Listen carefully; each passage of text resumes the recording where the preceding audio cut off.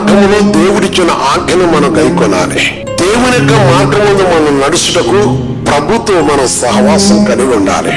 ఆ కుటుంబము దేవునిందు నిలుచుంటకును, ఆ యవన జీవితము దేవునితో కట్టబట్టకును, వారి ప్రవర్తన దేవుని యొక్క నామకు అంగీకారంగా మార్చబట్టకును, వారి నడవడి పరిశుద్ధాత్మ దేవునికి అంగీకారంగా ఉన్నప్పుడు వారు క్రీస్తులో వర్ధిల్లుతూ అనేకులుగా కుటుంబ సాక్షార్థమే కనపడుతూ ఉన్నది. అందుకే నీ మార్గమును వర్ధిల్లు చేసుకొని చక్కగా ప్రవర్తించదవు అంటే వారి ప్రవర్తనలో లోపం ఉండదు, వారి మార్గంలో ఒడదిడుకులు ఉండవు, వారి మార్గము వారి త్రోవ అంటే వారి అడుగులు అటు ఇటు పడవు. వారు చక్కగా పో మార్గంలో వారి పౌలు కనుక నేను గురి యొద్దకే పరిగెత్తుచుంటిని,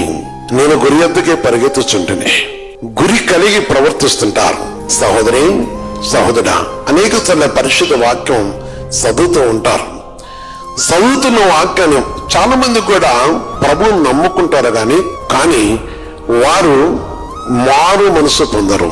మారు మనసు పొందిన వారు తన మార్గమందు వారి ప్రవర్తన చాలా జాగ్రత్తగా సరి చేసుకుంటారు. ప్రభుని చాలా మంది ప్రభు దగ్గరకు వస్తారు, రక్షణ అంటే స్వస్థత పొందుతారు, విడుదలతను మేలు పొందుతారు, కానీ మారు మనసు పొందరు. మనసు మారకపోవటం వలన వారి మార్గంలో అనేక మత్సరములను అనేక ఒడదుడుకులు కనపడుతూ ఉంటాయి.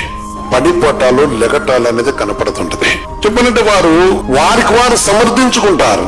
దేవుడు చూస్తున్నాడే అనే మాట బాగా వాడతారు. దేవుడు చూస్తున్నాడనే మాట ఎవరు ఫస్ట్ వాడతారంటే ఆజ్ఞ నెరవేర్చలేని వాడతారు. దేవుని యందు భయభక్తులు కలవారు ఏమై ఉంటారంటే అయ్యో దేవునికి ఇది నేను విరోధిని కాకుండా ఉండాలని నా కొరకు ప్రార్థించలేక వారు చాలా జాగ్రత్తగా మాట్లాడతారు.